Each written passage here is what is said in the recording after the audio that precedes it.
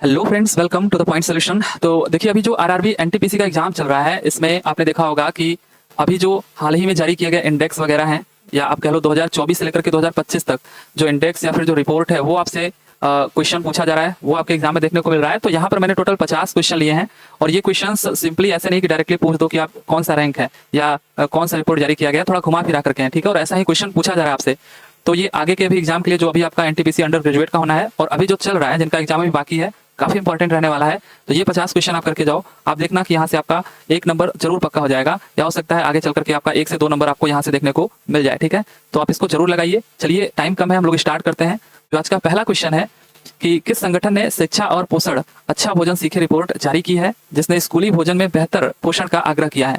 तो ये किसने जारी किया है? ये जारी किया है यूनेस्को ने, ठीक है। सी ऑप्शन आपका करेक्ट है, ये यूनेस्को ने जारी किया है। मार्च 2025 में फ्रांस में आयोजित पोषण के लिए विकास कार्यक्रम के दौरान यूनेस्को ने शिक्षा और पोषण अच्छा भोजन सीखे शीर्षक वाली रिपोर्ट जारी की है, राइट। तो ये जो सी ऑप्शन है वो आपका क्या है? करेक्ट है। आगे है कि 2024 के लिए आवधिक श्रम शक्ति यानी कि पीरियोडिक लेबर फोर्स सर्वे सर्वेक्षण के अनुसार ग्रामीण क्षेत्रों में बेरोजगारी दर क्या है। ये देखिए, ग्रामीण क्षेत्रों में पूछा गया है, शहरी में भी पूछ सकता है। तो ये बेरोजगारी दर से आपने देखा होगा कि 2 क्वेश्चन अब तक एनटीपीसी में पूछे जा चुके हैं। तो अगर ग्रामीण क्षेत्रों में बात करें, और वो भी पीरियोडिक लेबर फोर्स सर्वे के अनुसार, तो ये 4.2% है बेरोजगारी दर, ठीक है, 4.2%।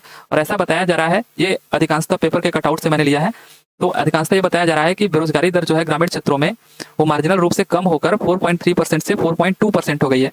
तो आप ही सोचो कि यहाँ पर कम हुई है, आपको लगता है ऐसा कि कम हुआ होगा, पर ठीक है, आप इस डाटा को जरूर ध्यान में रखिएगा कि ये आपका 4.2% आपका करेक्ट आंसर है। जबकि शहरों में अगर हम बात करें तो देखिए बढ़ा है, 50.3% से 51% हो गया है, राइट। तो शहरों का भी ध्यान में रखिएगा, बेरोजगारी दर से क्वेश्चन पूछ रहा है। आगे हमारा क्वेश्चन है कि संयुक्त राष्ट्र की रिपोर्ट के अनुसार 2025 के लिए भारत की अर्थव्यवस्था की अनुमानित विकास दर क्या है। ये काफी इंपॉर्टेंट क्वेश्चन आपका है। तो ये संयुक्त राष्ट्र की रिपोर्ट के अनुसार है, ध्यान दीजिएगा।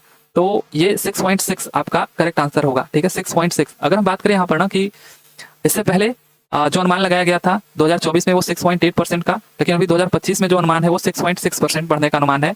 तो ये कम हुआ है थोड़ा सा, ठीक है, 6.6%। तो ये बी ऑप्शन आपका करेक्ट है, आप इसको ध्यान में रखिएगा। जितने डाटा है बस एक बार आप रीड कर लीजिए, एग्जाम में आपको स्ट्राइक जरूर करेगा, राइट। आगे है कि नीति आयोग ने ऑटोमोटिव क्षेत्र की वैश्विक प्रतिस्पर्धात्मकता पर रिपोर्ट जारी की। रिपोर्ट के अनुसार वैश्विक ऑटोमोबाइल उत्पादन में भारत का स्थान क्या है। तो वैश्विक ऑटोमोबाइल इसमें पूछा जा रहा है, तो वैश्विक ऑटोमोबाइल में भारत का स्थान कौन सा है? चौथा, राइट। कौन सा स्थान है? चौथा स्थान है। ये कौन जारी करता है? नीति आयोग, ठीक है, ये आप ध्यान में रखिएगा, ये नीति आयोग जारी करता है ना। नीति आयोग ऑटोमोटिव उद्योग वैश्विक मूल्य श्रृंखलाओं में भारत की भागीदारी को सशक्त बनाना शीर्षक से एक रिपोर्ट जारी किया इसने, नीति आयोग ने, राइट। आगे है कि दिसंबर 2023 और दिसंबर 2024 के बीच भारत की कुल नवीकरणीय ऊर्जा क्षमता में साल दर साल यानी ईयर ओवर ईयर YoY वृद्धि कितनी थी। तो ये वृद्धि कितनी थी, देखिए ये भी क्वेश्चन आपका पूछा जा चुका है। एग्जैक्ट यही पूछा था या थोड़ा सा डिफरेंट, ये मुझे नहीं पता, बट ये नवीकरणीय ऊर्जा क्षमता से पूछा गया था। तो ये 15.84% इतनी वृद्धि थी, अगर हम बात करें 2023 से 2024 के बीच की बात हो तब, राइट। तो सी ऑप्शन आपका करेक्ट है। यहाँ पर देखिए, दिसंबर 2024 तक भारत की कुल नवीकरणीय ऊर्जा स्थापित क्षमता 209.44 गीगावाट तक पहुंच गई। यह दिसंबर 2023 में 180.80 गीगावाट की तुलना में 15.84% की वृद्धि दर्शाता है, ठीक है, आप देख लो यहाँ पर। और साथ ही साथ अगर बात करें कितना बड़ा है, तो आप 209 में से अगर 180 को घटाते हो तो आपको पता चल जाएगा कि 2024 में 28.64 गीगावाट नवीकरणीय ऊर्जा क्षमता जुड़ी गई है। नवीकरणीय ऊर्जा क्षमता मतलब जैसे सौर ऊर्जा आपका हो गया, और पवन ऊर्जा हो गया, है ना, पवन ऊर्जा हो गया, ऐसे ही जितने भी ये सब नवीकरणीय ऊर्जा स्रोत है उनकी बात हो रही है। तो इनमें कितने की बढ़ोतरी हुई है? 28.68 गीगावाट की। अगर परसेंटेज में बात करें तो 15.84%। सी ऑप्शन आपका करेक्ट है। तो ये क्वेश्चन देखिए पूछा गया था। अब सोचिए कहाँ से कैसे घुमा करके क्वेश्चन पूछा जा रहा है।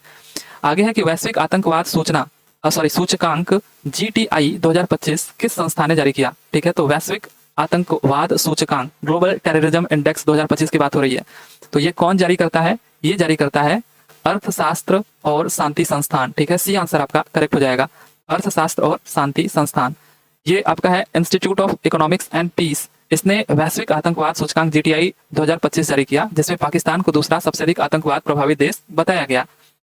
आगे है कि भारत ने वित्तीय वर्ष 2024-25 में कितने गीगावाट की अक्षय ऊर्जा क्षमता वृद्धि का रिकॉर्ड उच्च स्तर हासिल किया, ठीक है। यह भी क्वेश्चन आपसे पूछा गया था वित्तीय वर्ष 2024-25 की। अभी देखिए 2023-24 की हमने बात करी, ये 2023-24 का अभी तक का बताया जा रहा है कि इतने ही दिनों में इन्होंने 25 गीगावाट की अक्षय ऊर्जा क्षमता की वृद्धि का रिकॉर्ड स्तर हासिल कर लिया है। ठीक है, तो ये ऑप्शन करेक्ट है। ये क्वेश्चन एकदम पूछा हुआ है। ठीक है, अभी 2025 का जो एग्जाम चल रहा है आपका एनटीपीसी का।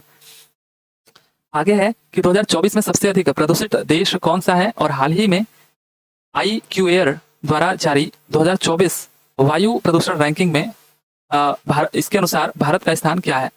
तो यहाँ पर 2024 में सबसे अधिक प्रदूषित देश कौन सा है, तो ये आपका है चांद। ठीक है, चांद। भारत का स्थान कौन सा है, तो भारत 5वें स्थान पर है। राइट, तो सी आंसर आपका करेक्ट है। देखिए 2024 में चांद सबसे अधिक प्रदूषित देश है, जहां प्रदूषण का स्तर WHO के दिशा निर्देशों से 15 गुना अधिक है। तो ये 15 गुना भी पूछा जा सकता है, ये ध्यान दीजिएगा। ठीक है, 15 गुना जो डाटा है ना, काफी इंपॉर्टेंट है।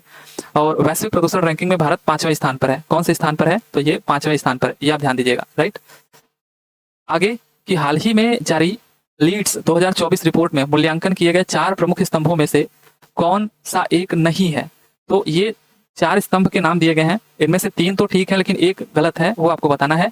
तो देखिए मैं आपको डायरेक्टली बताता हूँ कि डिजिटल इनोवेशन इनमें नहीं था, है ना। अभी श्री पीयूष गोयल ने logistic ease across different states यानी लीड्स 2024 रिपोर्ट जारी की, जिसमें मूल्यांकन के 4 प्रमुख स्तंभों को उजागर किया गया है। ये 4 प्रमुख स्तंभ क्या क्या है, तो लॉजिस्टिक इंफ्रास्ट्रक्चर, लॉजिस्टिक सेवाएं और ऑपरेटिंग और रेगुलेटरी एनवायरनमेंट और सतत लॉजिस्टिक 2024 में ये शुरू किया गया। लेकिन ये जो डिजिटल इनोवेशन है ये नहीं किया गया, इस वजह से बी ऑप्शन करेक्ट हो जाएगा। तो ये चारों आप ध्यान में रखिए, काफी इंपॉर्टेंट है।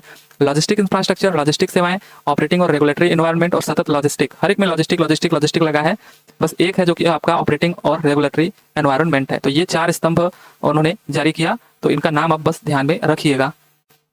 आगे है भारत के पंजीयक जनरल द्वारा भारत के नवीनतम मातृ मृत्यु अनुपात MMR डेटा जारी किया गया। 2019-2021 की अवधि के लिए भारत का MMR क्या था। ये इसलिए 2019 से 2021 की बात हो रही है क्योंकि 2000 अगर इसके बाद की बात करें 22 से 24 का डाटा भी नहीं आया। ठीक है, 2-2 साल का ये आता है, 19, 20, 21 है, तो आप कह लीजिए कि 3 साल का आता है। ठीक है, तो अभी 2019 से 2021 तक का ही पूछा जा रहा है। तो ये 93 आपका करेक्ट आंसर है। मैं बताता हूँ ये क्या है आपका, जो मातृ मृत्यु गर्भावस्था के दौरान या गर्भावस्था समाप्ति के 42 दिनों के भीतर गर्भावस्था से संबंधित कारणों से मृत्यु हो जाती है, ये उसके बारे में है ना। तो पहले क्या था कि 1 लाख जीवित जन्मों पर प्रति मातृ मृत्यु की संख्या कितनी थी, वो अगर बात करें तो 2017 से 19 के बीच में 103 थी, कि 1 लाख में 103 लोगों की मृत्यु हो जाती थी। और यही 2018-20 में क्या था, 97 हो गया था घट करके। ठीक है, 2018 से 20 में। और जबकि 2019 से 21 में जो MMR रिपोर्ट है भारत का वो 93, थोड़ा और कम हो गया है कि 1 लाख पर केवल 93 ही मृत्यु हो रही है। तो ये आप ध्यान में रख सकते हो। इसका फुल फॉर्म क्या है, इसका फुल फॉर्म है मैटरनल, एक सेकेंड, इसका जो फुल फॉर्म है वो क्या है, मैटरनल मोर्टेलिटी रेशियो। ये भी आप ध्यान में रखिएगा। तो 93 ये आपका करेक्ट आंसर हो जाएगा। राइट, 93 अभी ये स्कोर है 2019 से 2021 का। आगे है कि FAO 2025 की वैश्विक खाद्य संकट रिपोर्ट के अनुसार 2024 में कितने लोगों को गंभीर खाद्य असुरक्षा का सामना करना पड़ा। तो ये 295 मिलियन लोगों को गंभीर खाद्य असुरक्षा का सामना करना पड़ा। वैश्विक खाद्य संकट रिपोर्ट के अनुसार ये बात हो रही है कि 295 मिलियन लोगों को, समझ रहे हो, 295, 300 से थोड़ा सा कम है, इतने मिलियन लोगों को गंभीर खाद्य असुरक्षा का सामना करना पड़ा। आगे है कि भारत में MSMEs की प्रतिस्पर्धात्मकता बढ़ाने के लिए सुधारों को रेखांकित करने वाली रिपोर्ट का क्या नाम है। तो इस रिपोर्ट का नाम है भारत में MSME प्रतिस्पर्धात्मकता बढ़ाने पर रिपोर्ट। ठीक है, बस इसको सिंपली इतना ही ध्यान में रखिएगा कि अभी भारत में MSMEs की प्रतिस्पर्धात्मकता बढ़ाने के लिए सुधारों को रेखांकित करने वाली रिपोर्ट का क्या नाम है। तो भारत में MSME प्रतिस्पर्धात्मकता बढ़ाने पर रिपोर्ट ही इसका नाम है। राइट, तो ये आप देख सकते हो यहाँ पर सिंपली बस पहला ऑप्शन करेक्ट है, आप इसको ध्यान में रखिएगा। आगे है कृत्रिम बुद्धिमत्ता के विद्युत की मांग, कीमतों और कार्बन उत्सर्जन पर पड़ने वाले प्रभाव का विश्लेषण करने वाली IMF रिपोर्ट का नाम बताइए। क्वेश्चन देख करके आपको लग रहा होगा कि यार कितना बोरिंग सा क्वेश्चन है, सब क्या चल रहा है। बोरिंग सा नहीं आपको लेना है, ये कंफर्म है कि यहाँ से क्वेश्चन आपका बनना है। क्वेश्चन ऐसे ही पूछे जा रहे हैं एनटीपीसी में, वो भी इंडेक्स और रिपोर्ट से। ठीक है, तो इसका आंसर क्या है, कृत्रिम बुद्धिमत्ता के विद्युत मांग, कीमतों और कार्बन उत्सर्जन पर पड़ने वाले प्रभाव का विश्लेषण करने वाली IMF रिपोर्ट का नाम क्या है। तो power hungry, how AI will drive energy demand. Right, ये आपका करेक्ट आंसर है। देखिए IMF ने 22 अप्रैल 2025 को power hungry, how AI will drive energy demand शीर्षक से रिपोर्ट जारी की, जिसमें वैश्विक बिजली उपयोग और उत्सर्जन पर AI के प्रभावों की जांच की गई। तो पावर हंग्री, एक second, power hungry how AI will drive energy demand, ये आपके जुबान पर होना चाहिए। राइट, तो ध्यान रहे। आगे है कि विश्व स्वास्थ्य संगठन ने किस क्षेत्र में 2050 तक कैंसर के मामलों और मौतों में 85% की वृद्धि होने का अनुमान लगाया है। 2050 तक आप रहोगे या नहीं रहोगे वो बात की बात है, लेकिन दक्षिण पूर्व एशिया, ठीक है, दक्षिण पूर्व एशिया में 85% की वृद्धि से मौत होने का अनुमान लगाया गया है। ये वैश्विक स्वास्थ्य संगठन के अनुसार अनुमान लगाया गया है। तो कहाँ का ये बात है? दक्षिण पूर्व एशिया, इसमें 85% मौतों में वृद्धि होने का अनुमान लगाया गया है, राइट, ये ध्यान दीजिएगा। अच्छा, ये कब मनाया जाता है ये भी थोड़ा सा देख लीजिए। तो ये जो आपका कैंसर की रोकथाम और उपचार के बारे में जागरूकता बढ़ाने के लिए प्रति वर्ष 4 फरवरी को, ठीक है, 4 फरवरी को ये मनाया जाता है। ये भी आप ध्यान में रखिएगा, काफी इंपॉर्टेंट है। विश्व कैंसर दिवस, विश्व कैंसर दिवस 4 फरवरी को मनाया जाता है। आगे है वैश्विक शक्ति शहर सूचकांक, ग्लोबल पावर सिटी इंडेक्स 2024 में किस शहर ने विश्व स्तर पर 8वां स्थान प्राप्त किया और पश्चिम एशिया में शीर्ष स्थान हासिल किया? क्योंकि पश्चिम एशिया में शीर्ष स्थान हासिल किया इसलिए पूछा गया है। वैसे वर्ल्ड लेवल में बात किया जाए तो ये 8वां स्थान है। तो किसका है ये? तो ये दुबई, ठीक है, ये आपका एक सेकेंड, ये आपका क्या है? दुबई आपका करेक्ट आंसर है, ठीक है, दुबई, ये ध्यान दीजिएगा। तो यहाँ पर अगर हम बात करें पहला दूसरा तीसरा कौन है, तो पहले नंबर पर आप देखिए न्यूयॉर्क है अमेरिका का, दूसरे नंबर पर लंदन है यूनाइटेड किंगडम का, और तीसरे नंबर पर सेंट जॉन्स अमेरिका का ही है। तो ये जो दुबई है ये 8वें स्थान पर है पूरे वर्ल्ड में, जबकि पश्चिम एशिया में ये पहले स्थान पर है, ठीक है, दुबई, दुबई आपको ध्यान रखना है। आगे है ऑनलाइन सुरक्षा और अभिभावकीय सहायता में सर्वोच्च स्कोर के साथ कौन सा देश global digital well being index में शीर्ष पर रहा? तो कौन सा देश यहाँ पर शीर्ष पर रहा? तो ये पहला आपको मिलेगा जिसमें भारत शीर्ष पर रहा, ठीक है, भारत। तो ये बी ऑप्शन आपका क्या है? करेक्ट है। यहाँ पर अगर हम बात करें तो ऑनलाइन सुरक्षा रैंकिंग डिजिटल संतुष्टि में भारत ने अमेरिका 53% और यूके 42% से बेहतर प्रदर्शन किया है। भारत का इसमें स्कोर 100 में से 67 था, जबकि अमेरिका का 53 और यूके का 42 ही रहा, राइट। तो यहाँ पर भारत आपका करेक्ट आंसर हो जाएगा। एक आपको मिला कम से कम जिसमें भारत पहले स्थान पर है। आगे है कि वित्तीय वर्ष 2024-25 के दौरान भारतीय राष्ट्रीय राजमार्ग प्राधिकरण NHAI द्वारा निर्धारित लक्ष्य के मुकाबले कितने किलोमीटर राष्ट्रीय राजमार्ग का निर्माण किया गया था?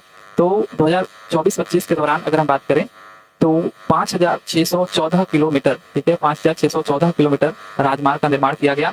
ये अनुमान से थोड़ा ज्यादा है। मैं अगर आपको बताऊं तो वित्तीय वर्ष 2024-25 के दौरान NHAI ने 5150 किमी के वार्षिक लक्ष्य से अधिक 5614 किमी राष्ट्रीय राजमार्ग का निर्माण किया। तो डाटा बस आप ध्यान रखना कि 5614 किलोमीटर, अनुमान कितना था 5150, लेकिन बना कितना थोड़ा ज्यादा 5614 किलोमीटर, राइट। आगे है कि महासागरीय तापमान वृद्धि की दर के संबंध में हाल के अध्ययन में निम्नलिखित में से किस निष्कर्ष पर प्रकाश डाला गया? महासागरीय तापमान वृद्धि की दर, तो ये महासागर 1980 के दशक की तुलना में 4 गुना तेजी से गर्म हो रहा है, ऐसा इस निष्कर्ष पर प्रकाश डाला गया, ठीक है, कि महासागर 1980 के दशक की तुलना में पूरा 4 गुना तेजी से ये गर्म हो रहा है। इस निष्कर्ष पर प्रकाश डाला गया, राइट। आगे है कि वित्तीय स्वास्थ्य सूचकांक FHI 2025 में कौन से राज्य अग्रणी हैं? तो फिजिकल हेल्थ इंडेक्स 2025 में कौन से राज्य अग्रणी हैं? तो यहाँ पर अगर हम बात करें फिजिकल हेल्थ इंडेक्स, देखिए इसका उद्देश्य क्या है? नीति आयोग द्वारा वित्तीय स्वास्थ्य सूचकांक का उद्देश्य, ये कौन जारी करता है ये भी ध्यान रखिएगा, नीति आयोग। सकल घरेलू उत्पाद, जनसांख्यिकी, सार्वजनिक व्यय, राजस्व और वित्तीय स्थिरता के आधार पर भारतीय राज्यों का वित्तीय स्वास्थ्य का आकलन करना होता है। अग्रणी राज्य में बात करें तो ओडिशा, छत्तीसगढ़, गोवा, झारखंड और गुजरात नवीनतम रिपोर्ट के अनुसार वित्तीय स्वास्थ्य सूचकांक में आगे है। बहुत ज्यादा इंपॉर्टेंट क्वेश्चन है, ये क्वेश्चन पूछने का बहुत ज्यादा चांस है। तो ओडिशा, छत्तीसगढ़, गोवा, झारखंड, गुजरात ये टॉप के राज्य हैं फिजिकल हेल्थ इंडेक्स 2025 में, राइट। ओडिशा तो एकदम आपको छोड़ना नहीं है, ओडिशा आपको ध्यान रखना, ये टॉप पर है। आगे भ्रष्टाचार धारणा सूचकांक CPI यानी करप्शन परसेप्शन इंडेक्स 2024 में भारत की रैंक क्या है? काफी इंपॉर्टेंट है। भारत की रैंक इसमें 96वीं है, राइट, 96। और शीर्ष पर कौन है? तो शीर्ष पर आपका डेनमार्क है, डेनमार्क, पहला ऑप्शन हमारा करेक्ट है, राइट, डेनमार्क। तो करप्शन परसेप्शन इंडेक्स में शीर्ष पर कौन है? Denmark, right. डेनमार्क 90 के स्कोर के साथ, भारत देखिए केवल 38 के स्कोर के साथ ये 96वें स्थान पर है। इतना तो इसका स्कोर ही है डेनमार्क का, है ना। तो डेनमार्क सबसे पहले है और 38 के स्कोर के साथ भारत 96वें स्थान पर है, राइट। आगे कि जनवरी 2025 तक सबसे बड़े स्टार्टअप इकोसिस्टम के मामले में भारत की वैश्विक रैंक क्या है? स्टार्टअप के मामले में यहाँ पर पूछा जा रहा है कि भारत का जो रैंक है वो क्या है। मैं खुद भूल गया हूँ यहाँ पर अभी। तो केंद्रीय विज्ञान प्रौद्योगिकी राज्य मंत्री स्वतंत्र प्रभार डॉक्टर जितेंद्र सिंह ने कहा कि भारत के पास दुनिया का तीसरा सबसे बड़ा स्टार्टअप इकोसिस्टम है, जिसमें 100 से अधिक यूनिकॉर्न हैं जो राष्ट्र की उद्यमशीलता भावना का प्रमाण है। 100 से देखिए अधिक यूनिकॉर्न हो चुके हैं। और बात करें अगर पूरा दुनिया भर में तो तीसरा स्थान है, ठीक है, तीसरा किस चीज में? सबसे बड़े स्टार्टअप इकोसिस्टम के मामले में तीसरा स्थान, ये आपको ध्यान देना है। आगे की ग्लोबल फॉरेस्ट वॉच रिपोर्ट के अनुसार 2024 में वैश्विक उष्णकटिबंधीय वन हानि में सबसे अधिक योगदान किस देश का रहा है? तो ये ब्राजील का स्थान रहा है। ठीक है, ब्राजील का बी ऑप्शन हमारा करेक्ट है। वैश्विक उष्णकटिबंधीय वन हानि में सबसे अधिक जो योगदान रहा है वो ब्राजील का रहा है। अच्छा, भारत की बात करें ना, तो भारत 2024 में 18,200 हेक्टेयर प्राथमिक वन खो दिया, जबकि 2023 में अगर आप देखोगे तो 17,700 हेक्टेयर ही खोया था। तो बढ़ोतरी हुई है। ऑब्वियसली आपने देखा होगा कि जो वन है और उनकी कटाई कितनी तेजी से हो रही है। तो इतने हेक्टेयर जो 18,200 दिखा रहा है, ये 17,700 कंपेयर में बढ़ा है। ठीक है, भारत में। तो ये डाटा आप ध्यान में रख सकते हो सकता है आपसे पूछे कि कितना हेक्टेयर प्राथमिक वन खोया है 2024 में भारत में, तो 18,200, और 2023 में कितना था? 17,200। डाटा अगर याद रहेगा तो परसेंटेज भी निकाल लोगे कि कितना परसेंट खोया है। राइट, आगे ग्लोबल फायर पावर इंडेक्स 2025 में भारत का स्थान 4वां है। ग्लोबल फायर पावर इंडेक्स 2025 में कौन सा देश शीर्ष पर है, ये पूछा जाए अगर आपसे, तो भारत का स्थान तो पहले ही बता दिया गया इसमें कि चौथा है। राइट, लेकिन शीर्ष पर कौन है? तो ऑब्वियसली यहाँ पर यूएसए आपका करेक्ट आंसर हो जाएगा। ठीक है, कितना स्कोर है? तो यूएसए का स्कोर है 0.0744, जबकि इंडिया का जो स्कोर है वो 0.1184 है। तो भारत चौथे स्थान पर, यूएसए पहले स्थान पर। स्कोर आप ध्यान में रख सकते हो कि 0.1184। आगे है कि विश्व खुशहाली रिपोर्ट 2025 में भारत का रैंक क्या है? अब देखिए, इसको कैसे आप याद रख सकते हो कि अभी अभी आरसीबी ने फाइनल मैच जीता, और आरसीबी में विराट कोहली का जो जर्सी का नंबर है वो 18 है। तो 18 से आप ध्यान में रख सकते हो 118वां। भाई विराट कोहली जीते हैं तो इतने फॉलोअर्स हैं, तो विश्व में खुशहाली का माहौल है। तो विश्व खुशहाली रिपोर्ट 2025 में जो भारत का स्थान है वो 118वां है। राइट, ये आप ध्यान में रखना। बाकी अगर हम बात करें कितने देशों में आकलन किया जाता है, काफी इंपॉर्टेंट है, पूछा जाता है, तो 147 देशों में ये आकलन किया गया, जिसमें भारत 118वें स्थान पर है। अच्छा, पहले स्थान पर कौन है? तो लगातार 8वें वर्ष फिनलैंड जो है, ये आपका देखिए दुनिया का सबसे खुशहाल देश माना गया। इसके बाद अगर बात करें तो डेनमार्क, आइसलैंड, ये आपके दूसरे और तीसरे हो जाएंगे। तो ये हमेशा से ही चलता है, आप देखोगे तो फिनलैंड पहले स्थान पर, डेनमार्क दूसरे और आइसलैंड तीसरे, और भारत का स्थान 118वां। मैंने आपको बता दिया, कैसे आप याद में रख सकते हो। आगे है नीति आयोग द्वारा शुरू किए गए राजकोषीय स्वास्थ्य सूचकांक FHI 2025 रैंकिंग में किस राज्य ने शीर्ष स्थान प्राप्त किया? अगेन आपका फिजिकल हेल्थ इंडेक्स रिपोर्ट अभी आपने देखा था, यहाँ पर ओडिशा आपका करेक्ट आंसर हो जाएगा। राइट, ओडिशा बी आंसर हमारा करेक्ट है। फिजिकल हेल्थ इंडेक्स ये नीति आयोग जारी करता है, और इसमें ओडिशा ने कितना स्कोर? 67.8 के समग्र स्कोर के साथ FHI 2025 रैंकिंग में शीर्ष स्थान प्राप्त किया। ओडिशा ने कितना? 67.8। बस डाटा को आप रीड करिए और भूल जाइए। आगे है फोर्ब्स बिलियनर्स लिस्ट के अनुसार 2025 में दुनिया की सबसे अमीर महिला कौन होगी? तो दुनिया की सबसे जो अमीर महिला है ये एलिस वॉल्टन। ठीक है, 2025 में सबसे जो अमीर महिला कौन होगी? तो एलिस वॉल्टन। भारत में कौन है? तो भारत की अगर बात करें तो सावित्री जिंदल। ठीक है, सावित्री जिंदल, ये आप ध्यान में रखिएगा, भारत में सावित्री जिंदल। और पूरे वर्ल्ड में अगर हम बात करें तो ये आपका एलिस वॉल्टन। राइट, ये दोनों आप ध्यान में रखिएगा। आगे है 2025 की मानव विकास रिपोर्ट में भारत का रैंक क्या है? क्या है भाई भारत का रैंक? तो 2025 की मानव विकास रिपोर्ट में, यानी ह्यूमन डेवलपमेंट इंडेक्स या ह्यूमन डेवलपमेंट रिपोर्ट आप जो भी कह लो, इसमें आपका 130वां स्थान है। राइट, कितना? 130वां स्थान, काफी इंपॉर्टेंट, आप इसको ध्यान में रखिएगा। तो संयुक्त राष्ट्र विकास कार्यक्रम UNDP की 2025 रिपोर्ट के अनुसार भारत का 130वां स्थान है इसमें। आगे की विश्व सामाजिक रिपोर्ट वर्ल्ड सोशल रिपोर्ट 2025 किस अंतर्राष्ट्रीय संगठन द्वारा शुरू की गई थी? तो ये जो वर्ल्ड सोशल रिपोर्ट है ये संयुक्त राष्ट्र के द्वारा शुरू की गई थी। ठीक है, तो बी ऑप्शन आपका करेक्ट है, संयुक्त राष्ट्र के द्वारा शुरू की गई थी। आगे है कि 2025 विश्व प्रेस स्वतंत्रता सूचकांक में भारत का स्थान क्या है?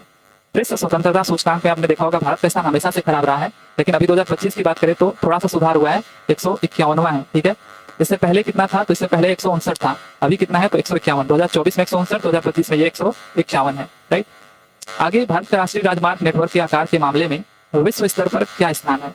तो राष्ट्रीय राजमार्ग नेटवर्क के मामले में ना भारत का जो स्थान अब है वो द्वितीय स्थान है। ठीक है, बी ऑप्शन आपका क्या है? करेक्ट है। राइट, द्वितीय, दूसरा स्थान हो चुका है। तो यहाँ पर देखिए 2014 में 91,287 किलोमीटर ही मतलब क्या हुआ था? राजमार्ग यानी नेटवर्क फैला हुआ था। अब उससे बढ़कर के 2024 में ये 146,195 किलोमीटर हो गया है। आपको पता है कि किसी पेपर का कटआउट है, इस वजह से इसमें 2014 से कंपेयर किया गया है, मतलब कांग्रेस और बीजेपी के कार्यकाल से। तो इसमें भाई 91,287 था और इसमें 146,195। तो ये आपका दूसरे स्थान पर अब हो चुका है। राइट, आगे है ग्लोबल जेंडर गैप रिपोर्ट 2024 में वैश्विक जेंडर गैप स्कोर क्या था? तो ग्लोबल जेंडर गैप 2024 का रिपोर्ट आया था, क्योंकि 25 का आया नहीं है। तो इसमें जो ग्लोबल जेंडर गैप स्कोर था वो 64.1% था, 64.1%। यानी कि अभी भी 31.5% अंतर बाकी है, राइट। यानी कि 100 में 68, ये बताया जा रहा है 100 में 68.5, आप सिंपली 68 भी मान के चल सकते हो कि इतने, ठीक है, लड़कियों पर इतने लड़के हैं, बाकी अभी 31 या 32 के करीब अभी भी अंतर बाकी है, राइट। आगे है कि 2024 पर्यावरण प्रदर्शन सूचकांक ईपीआई में भारत का कौन सा स्थान है। तो पर्यावरण प्रदर्शन सूचकांक ईपीआई में भारत का जो स्थान है वो 176 है। ध्यान दीजिएगा, ये क्वेश्चन अभी 176, एक और देखिएगा रैंक आएगा, ठीक है। तो दोनों का एक साथ आप याद रखिएगा। एक तो पर्यावरण प्रदर्शन सूचकांक ईपीआई, ठीक है, यानी इन्वायरमेंटल परफॉर्मेंस इंडेक्स की यहाँ पर बात हो रही है, इसमें भारत का जो स्थान है वो 176वां है। इसको आप ध्यान में रखिएगा, राइट। कितने देशों में ये किया गया था, तो 180 देशों में, ठीक है, 180 देशों में। संयुक्त राष्ट्र के अनुसार 2024 के लिए अनुमानित वैश्विक बेरोजगारी दर कितनी है। तो संयुक्त राष्ट्र के अनुसार 2024 के लिए अनुमानित जो वैश्विक बेरोजगारी दर है वो 4.9% है, ठीक है। ये वैश्विक बोला जा रहा है, ध्यान दीजिएगा, ये वैश्विक है, भारत का नहीं है। तो 4.9%, राइट, ये आप ध्यान में रख सकते हो। आगे है 2024 पर्यावरण प्रदर्शन सूचकांक ईपीआई, अगेन वही जो एनवायरमेंटल परफॉर्मेंस इंडेक्स है, इसमें कौन सा देश पहले स्थान पर है। तो एस्टोनिया, ये आपका पहले स्थान पर है, बी ऑप्शन आपका करेक्ट है, एस्टोनिया। इसको भूलिएगा नहीं, एनवायरमेंटल प्रदर्शन सूचकांक ईपीआई में एस्टोनिया शीर्ष पर है। 2024 ग्लोबल पीस इंडेक्स वैश्विक शांति सूचकांक में कौन सा देश दुनिया का सबसे शांतिपूर्ण देश बनकर शीर्ष पर है। शांतिपूर्ण देश की बात करें तो भाई ये जो आपका आइसलैंड है, ठीक है, आइसलैंड ये आपका किस पे है, शीर्ष पर है, राइट। तो यहाँ पर देखिए आइसलैंड 2024 ग्लोबल पीस इंडेक्स वैश्विक शांति सूचकांक में विश्व का सबसे शांतिपूर्ण देश बनकर शीर्ष पर है। और भारत का स्थान कितना है, 116वां है, 116वां। आप ऐसे ध्यान रखिए कि 16 का मतलब सोलो, ठीक है। सोलो का मतलब क्या होता है, सोलो का मतलब होता है अकेला। और अकेला से आपको क्या समझ में आ रहा है, कोई व्यक्ति अकेला रहने का मतलब वो शांति ढूंढना चाह रहा है, शांत है, शांत ही रहता है। भाई अगर आपकी शादी हो गई तो आपको पता है कि जीवन में शांति आ जाएगी। तो आप अगर सोलो हो तो आप अकेले हो, शांत हो, तो 116 शांति, ठीक है, वैश्विक शांति सूचकांक में भारत का स्थान 116 और पहले स्थान पर कौन है, आइलैंड। आगे है कि भारत में कौन से 5 राज्य केंद्र शासित प्रदेश अभी तक 2.1 की प्रतिस्थापन स्तर की प्रजनन दर हासिल नहीं कर पाए हैं। ये अभी हाल ही में रिपोर्ट जारी हुआ है और शुरुआत ही हुआ है इसका, ठीक है। तो इसमें ऑब्वियसली बिहार और उत्तर प्रदेश जरूर रहेंगे, ठीक है। जानते ही आप लोग को, हम जो उत्तर प्रदेश और बिहार के लोग हैं काफी बदनाम रहते हैं इन सबके मामले में। तो बिहार, उत्तर प्रदेश, झारखंड, मेघालय और मणिपुर, ये अभी 5 राज्य ऐसे हैं जो कि अभी तक 2.1 की प्रतिस्थापना स्तर की प्रजनन दर हासिल नहीं कर पाए हैं, बाकी सारे राज्य हासिल कर लिए हैं, ठीक है। तो यहाँ पर पहला ऑप्शन आपका करेक्ट हो जाएगा, बिहार, उत्तर प्रदेश, झारखंड, मेघालय और मणिपुर, राइट। आगे है भारत में महिला और पुरुष 2023 प्रकाशन के अनुसार वर्ष 2036 तक भारत में अनुमानित लिंगानुपात क्या है। तो महिला और पुरुष 2023 में प्रकाशन के अनुसार 2036 तक क्या रहेगा, इसका अनुमान लगाया गया है। तो अनुमान ये लगाया गया है कि 1000 पर टोटल 952, 1000 लड़कों पर टोटल 952 लड़कियां रहेंगी। ये 2036 तक का अनुमान लगाया गया है, राइट। इससे पहले ये कितना था, तो इससे पहले 943 था ये, ठीक है। आप देखोगे इससे पहले 943 2011 में, लेकिन 2036 तक अनुमान लगाया जा रहा है कि 952 हो जाएगा। तो मतलब थोड़ा सा इंक्रीमेंट होगा, राइट। 952 आपको ध्यान में रखना है, ये डाटा आपको ध्यान में रखना है। आगे है कि जलवायु परिवर्तन के कारण 2011 से 2024 तक हिमालयी हिमनद झीलों के क्षेत्र में कितने प्रतिशत की वृद्धि हुई है। ये क्वेश्चन आपको लग रहा होगा कि कहाँ से पूछ रहे हैं, लेकिन बहुत इंपॉर्टेंट है, ये सारे क्वेश्चन आपको देखने चाहिए। तो जलवायु परिवर्तन के कारण 2011 से 2024 तक हिमालयी हिमनद झीलों के क्षेत्र में कितने प्रतिशत की वृद्धि हुई है। तो ये 10.81, ठीक है, कितना 10.81% की वृद्धि हुई है। बस डाटा आप ध्यान में रखो और कुछ नहीं, राइट। 10.81% की वृद्धि हुई है। आगे है कि विश्व बैंक द्वारा तैयार और धर्मेंद्र प्रधान और मनसुख मंडाविया द्वारा नई दिल्ली में लॉन्च की गई रिपोर्ट का नाम क्या है। ये सब करंट अफेयर से भी रिलेटेड है, आप इनको एज अ इंडेक्स ही मत लेकर के चलिए, करंट अफेयर्स से भी आप इसको लेकर के चल सकते हो। तो ये आपका हो गया jobs at your door step, ये लॉन्च करा गया, ठीक है। सी ऑप्शन हमारा करेक्ट है, jobs at your door step, right. तो आपने देखा होगा यहाँ पर कि लॉन्च की गई रिपोर्ट का शीर्षक क्या है, jobs at your door step. इसे केंद्रीय शिक्षा मंत्री धर्मेंद्र प्रधान और केंद्रीय श्रम और रोजगार मंत्री मनसुख मंडाविया ने नई दिल्ली में लॉन्च किया। आगे है नेटवर्क रेडीनेस इंडेक्स यानी NRI 2024 में भारत का रैंक क्या है, और साथ ही इस सूचकांक में किस देश ने शीर्ष स्थान प्राप्त किया है। तो NRI, ध्यान दीजिएगा, नेटवर्क रेडीनेस इंडेक्स में भारत का जो स्थान है वो 49वां है, और 2024 में ये जो भारत का रैंक 49वां है, संयुक्त राज्य अमेरिका ये पहला यानी शीर्ष पर है, राइट। तो बी ऑप्शन आपका करेक्ट हो जाएगा। आगे है कि विश्व आर्थिक मंच 2024 रिपोर्ट के अनुसार वैश्विक ऊर्जा संक्रमण सूचकांक वर्ल्ड इकोनॉमिक फोरम्स 2024 रिपोर्ट में भारत का स्थान क्या है। ये भी काफी इंपॉर्टेंट है। वर्ल्ड इकोनॉमिक फोरम्स के अनुसार जो भारत का स्थान यहाँ पर है वो 63वां है, ठीक है, 63। ये आप ध्यान में रखना, 63 63वां स्थान है विश्व आर्थिक मंच द्वारा 2024 में जारी वैश्विक ऊर्जा संक्रमण सूचकांक में 63 याद रहेगा। आगे है जलवायु परिवर्तन प्रदर्शन सूचकांक 2025 यानी क्लाइमेट चेंज परफॉर्मेंस इंडेक्स में भारत का रैंक क्या है। यही कुछ आपके इंडेक्स हैं जो डायरेक्टली पूछे जाते हैं कौन सा स्थान है। तो इसमें देखिए जो भारत का स्थान है वो 10वां है, ठीक है, 10वां। तो ये बी ऑप्शन आपका क्या हो जाएगा, करेक्ट हो जाएगा, राइट। 10वां स्थान है क्लाइमेट चेंज परफॉर्मेंस इंडेक्स में, राइट। तो इसको आप ध्यान में रखिएगा। आगे है कि संयुक्त राष्ट्र की वार्षिक सतत विकास रिपोर्ट सस्टेनेबल डेवलपमेंट रिपोर्ट में कौन से 3 देश शीर्ष पर हैं, ये पूछा गया है। तो ये भी अधिकतर आप देखोगे तो यही देश शीर्ष पर रहते हैं सस्टेनेबल डेवलपमेंट रिपोर्ट में। तो फिनलैंड, स्वीडन और डेनमार्क, ठीक है, ये आपका बी ऑप्शन करेक्ट हो जाएगा, राइट। तो शीर्ष देश कौन कौन से हैं संयुक्त राष्ट्र की वार्षिक सतत विकास रिपोर्ट में? फिनलैंड, स्वीडन और डेनमार्क, ठीक है, इनको देशों की सूची में शीर्ष स्थान पर रखा गया है। ये बी ऑप्शन आपका क्या है, करेक्ट है, फिनलैंड, स्वीडन और डेनमार्क। आगे है कि हाल ही में अपने नवीकरणीय ऊर्जा क्षेत्र में कौन सा उपलब्धि हासिल किया है। हाल ही में भारत ने, ठीक है, भारत ने कौन सा उपलब्धि हासिल किया है नवीकरणीय ऊर्जा क्षेत्र में? तो एक तो 2023 में नवीकरणीय ऊर्जा क्षेत्र में 1 मिलियन रोजगार सृजन का, अब ये डाटा भाई सरकार की तरफ से दिया गया है तो मान के चलिए पता नहीं कितना दिया गया है, वो बात की बात है, यानी कि 10 लाख, ठीक है, 10 लाख की अगर हम बात करें तो ये आपका हो गया इतने रोजगार सृजन का। और नवीकरणीय ऊर्जा क्षमता की बात करें तो नवीकरणीय ऊर्जा क्षमता में 200 गीगावाट। तो पहला और दूसरा दोनों ऑप्शन आपका करेक्ट है, ठीक है, ये उपलब्धि हासिल की है भारत ने हाल ही में नवीकरणीय ऊर्जा क्षेत्र में।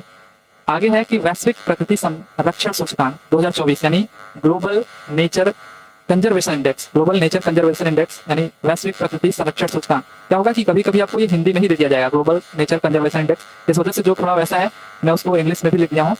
तो यहाँ पे कह रहा है इसमें भारत का रैंक क्या है, तो वैश्विक प्रकृति संरक्षण सूचकांक में भारत का जो रैंक है वो 176। अभी आपने देखा था वो पर्यावरण प्रदर्शन सूचकांक में भी भारत का 176वां स्थान था 180 देशों में। और यहाँ पर भी वैश्विक प्राकृतिक संरक्षण सूचकांक जो है ग्लोबल नेचर कंजर्वेशन इंडेक्स वही है, ये आपका 176 प्लेस है भारत का, राइट, ये 180 देशों में। तो 2 नामों से आपका ये 176वां प्लेस आपको ये ध्यान में रखना है। आगे है global liveability index, liveability index जो होता है ग्लोबल लाइवेबिलिटी इंडेक्स 2024 में कौन सा शहर शीर्ष पर और कौन सा शहर अंतिम स्थान पर है। ये इंपॉर्टेंट है आपका ग्लोबल लाइवेबिलिटी इंडेक्स 2024 में जो ऑस्ट्रिया का वियना है ये शीर्ष पर है और दशमिक ये अंतिम स्थान पर है, राइट। तो यहाँ पर देखिए ऑस्ट्रिया का जो शहर है वियना ये आपका शीर्ष पर बना हुआ है, जबकि सीरिया का दशमिक ये इस सूचकांक के सबसे अंतिम स्थान पर है, राइट। आगे है कि नीति आयोग के एसडीजी इंडिया इंडेक्स 2023-24 में शीर्ष 3 राज्यों का चयन कीजिए। तो नीति आयोग के एसडीजी इंडिया इंडेक्स में शीर्ष 3 राज्य, ये क्वेश्चन पूछा जा चुका है, ठीक है।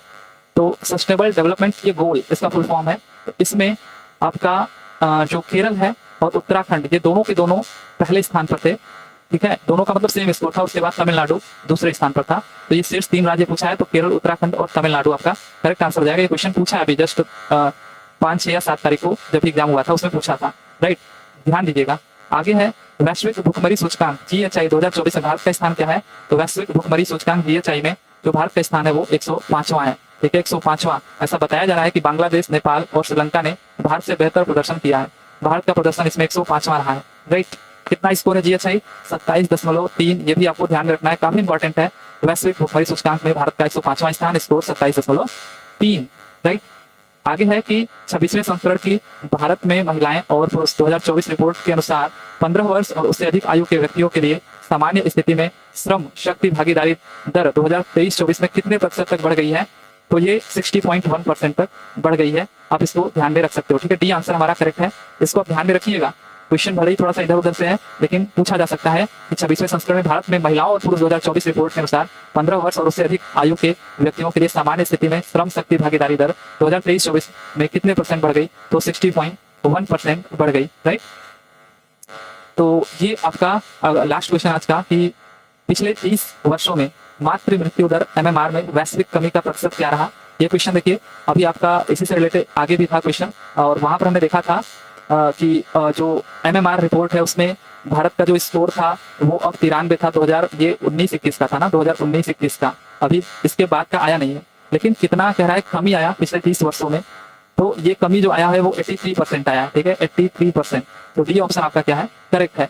तो ये कुछ रहे आपके 50 क्वेश्चन जो कि इंडेक्स और रिपोर्ट से रिलेटेड है। आई नो कि ये काफी मतलब थोड़ा घुमा फिरा करके थे उल्टे पुल्टे, बट ये क्वेश्चंस काफी इंपॉर्टेंट है जो कि आपसे पूछा जा सकता है। इनको बस एक बार आप पढ़ जाइए और एक बार और दो बार मतलब बस रिपीट कर जाइए। ये आपके आगे आने वाले जो आरआरबी एनटीपीसी के एग्जाम है या ग्रुप डी के एग्जाम है उनमें भी हेल्प करेगा और जरूर करेगा। ठीक है, तो चलिए फिर मिलते हैं अगले वीडियो में, तब तक के लिए thank you, tata and bye bye.